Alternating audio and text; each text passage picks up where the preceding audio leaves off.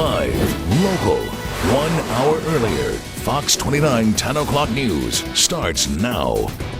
Breaking news right now, a stage collapse in South Florida on the eve of a major concert. Another black eye for Carnival Cruise Line, but passengers aren't complaining. Plus, how does our angel in the sky compare to other divine sightings? Good evening, everyone. I'm Jay Cashmere. I'm Shannon Cake. Our top stories coming up in just a moment here. But first, we are following breaking news happening right now at 10 o'clock. Rescuers are on the scene in Miami helping victims who have been trapped in a stage collapse at the site of the Ultra Music Festival. Again, this is happening in Miami. Right now, crews are rushing those injured to the hospital. At least 4 people were seriously hurt when part of the stage collapsed tonight. The accident happened as crews were setting up the stage. There's no word yet on what caused it to collapse. The Ultra Music Festival is one of the largest electronic music festivals in the country. We'll continue to follow the story and we'll update you with new information when it becomes available. Other news tonight, and after another Carnival cruise has been cut short now, tonight thousands of passengers are preparing to leave the Caribbean. The Carnival Dream remains in St. Martin with power failures at this hour. Fearing another nightmare at sea, the cruise line pulled the plug and decided that it was time to fly everyone back here to Florida.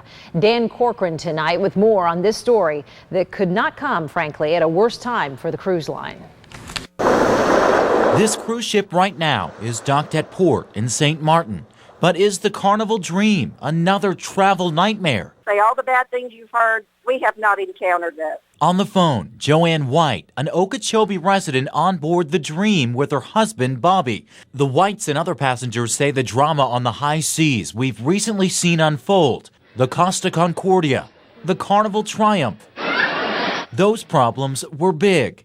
The Dream isn't so bad. Joshua Ardeline tweeted, "Stranded on St. Martin, another day soaking up the sun." Linda Tompkins took to Twitter, too. "Do not believe the hype," she says. "It's all good. 82 degrees. Rum, sun, fun." I hope to see you on my island, St. Martin. I would love that. Jack Stevens is part of the U.S. Navy League at the port of St. Martin, right where the Dream sits tonight. After all that the cruise line industry has been through in recent months, he sees the passengers coming back. Service to the people that we're supposed to be serving. When we can do that, then we'll achieve the success that we want. And it's those people and their photos and their tweets that tell the real story when things get rough and go from frightening to frustrating to maybe even fun. A telling tweet from Rick Roy. "Living the Carnival Dream, boat permanently docked in St. Martin, flying home from here. How dare they strand us on a tropical island?" Passengers stranded tonight. We've had no problem. Everything is running fine. Knowing it could be worse because it has been. Dan Corcoran reporting there for us tonight. New tonight, charges against the man accused of killing a St. Lucie County Sheriff's deputy have been delayed. According to our partners at Scripps Treasure Coast newspapers, it will be at least another week before the state attorney's office announces what charges it will file against Arisi Tisdale. He is accused of gunning down Sergeant Gary Morales during a traffic stop. Charges were expected to be filed today, but the agency is still interviewing witnesses in this case. Tisdale is behind bars tonight in the Martin County Jail. Beautiful South Florida night. We had sunshine today, temperatures fighting to hit 70 degrees. Officially, we did it. We hit 70 this afternoon, and we're cooling off quickly tonight. If you've been outside this evening, you know there's a chill in the air. We're going to fall into the 40s almost everywhere, a few 50s right along the immediate coastline for overnight lows. Current temperatures, we're pretty much there. We're very close. And we'll talk about the forecast through the weekend. Let you know if the cool stuff's going to last through Saturday and Sunday. That's coming up. All right, Steve, thank you. Well, life after an icon. A Delray Beach department store that anchored Atlantic Avenue remains empty tonight. And now we're learning what developers may have in mind for the vacant space. Fox 29's Evan Axelbank is live in Delray to explain why store owners aren't happy about the plan. Well, Jay, being here at the intersection of Atlantic Avenue and Southeast 4th is kind of like stepping back in time here in Delray Beach. Many of these stores have been in their respective families for generations. And tonight, when those store owners look at the new plans for what the outside of Mercer Wenzel is going to look like, well, they're still curious about what the inside is going to look like.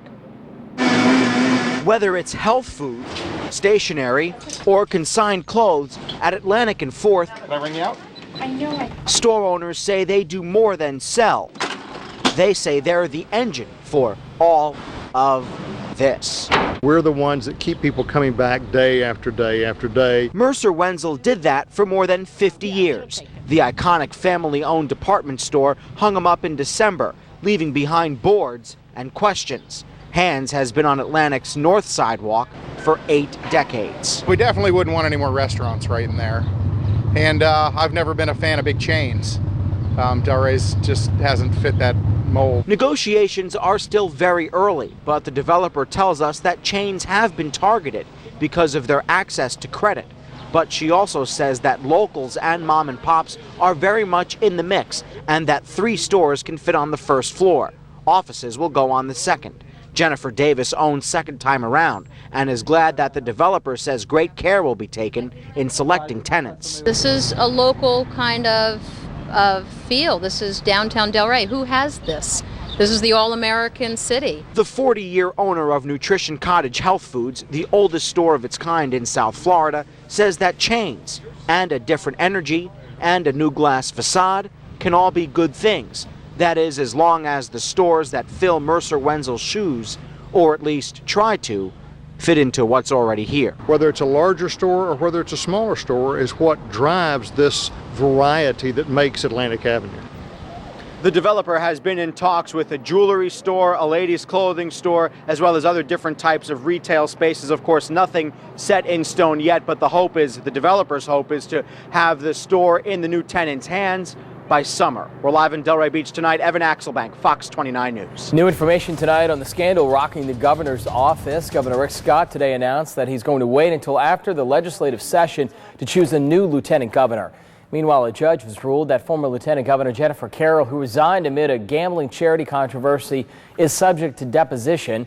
Carroll stepped down Tuesday in the wake of an investigation into a multi-state gambling operation that netted nearly 60 arrests.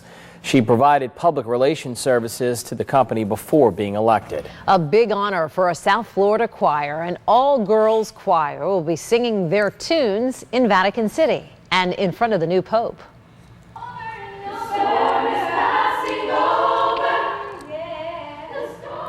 Right now, the Carrollton High School Choir is preparing to sing at St. Peter's Square for Easter Sunday Mass. These 41 girls will perform together with the Sistine Chapel Choir. To be doing it now, right on what will probably be the first Mass of the new Holy Father, is an extraordinary honor. We've prepared so much, and it's such a wonderful experience that, I mean, it's once in a lifetime. I've never done something like that before. Amazing. The choir director has taken this school's choir to perform at the Vatican on 2 previous occasions. Pope Francis is already breaking tradition in his first full day as the leader of the Catholic Church. He shunned the papal motorcade on his way to give Mass for the cardinals who elected him. Pope Francis then went to pick up his own suitcases at the hotel where he'd been staying, and he personally paid the bill. Next at 10, was this a sign from heaven or just a natural phenomenon? South Florida reacts to this angel in the sky photo. Then, one of my last thoughts before I hit was, I really hope I don't hit an iron spike because it'll just be messy.